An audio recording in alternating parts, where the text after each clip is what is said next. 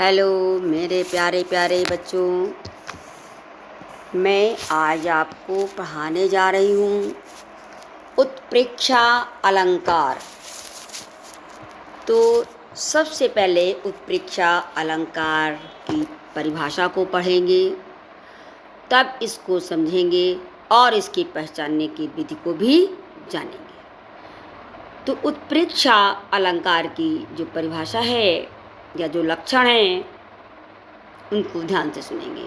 जहाँ उपमेय में उपमान की संभावना की जाए, जहाँ उपमेय में उपमान की संभावना की जाए, वहाँ उत्प्रेक्षा अलंकार होता है।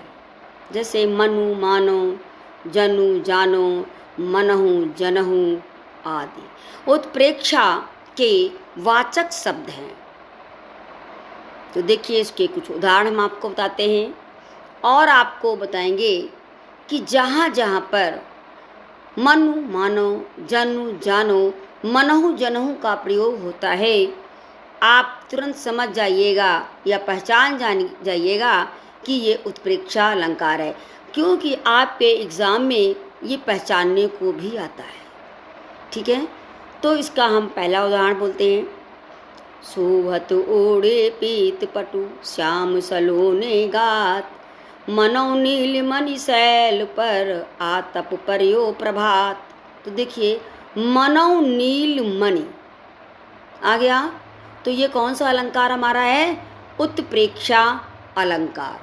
अब इसका दूसरा उदाहरण देखिए। पुलक प्रकट करती है धरती, हरि तृणों की नोकों से, मानो झूम रहे तरुबी मंद पवन के झोंकों से। अब आप देखिए, यहाँ पर लिखा हुआ है मानो झूम रहे हैं तरुबी, तो मानो का प्रयोग हुआ है, इसलिए यहाँ पर कौन सा अलंकार होगा? उत्प्रेक्षा अलंकार होगा। अब इसका थर्ड देखिए। धाये धाम काम सब त्यागी, मनहु रंक निधि लूटन लागी। मनहु, यहाँ पर किसका प्रयोग हुआ है? मनहु का। अब आप आगे देखिए। चमचमात चंचल नयल, बिच घूंघट पट छीन, मानहु सुर सरिता विमल, जग उछरत जुगमीन।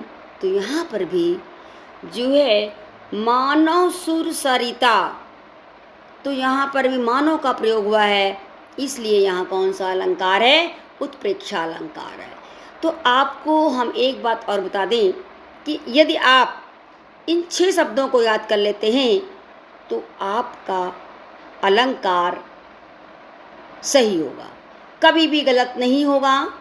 वो 6 शब्द हैं हमारे: मनु, मानो, जनु, जानो, मनहु, जनहु। इन 6 शब्दों को आप अपनी उंगलियों में याद कर लीजिए और आपका उत्प्रेक्षा अलंकार कभी भी गलत नहीं होगा। तो ये थी आज उत्प्रेक्षा अलंकार।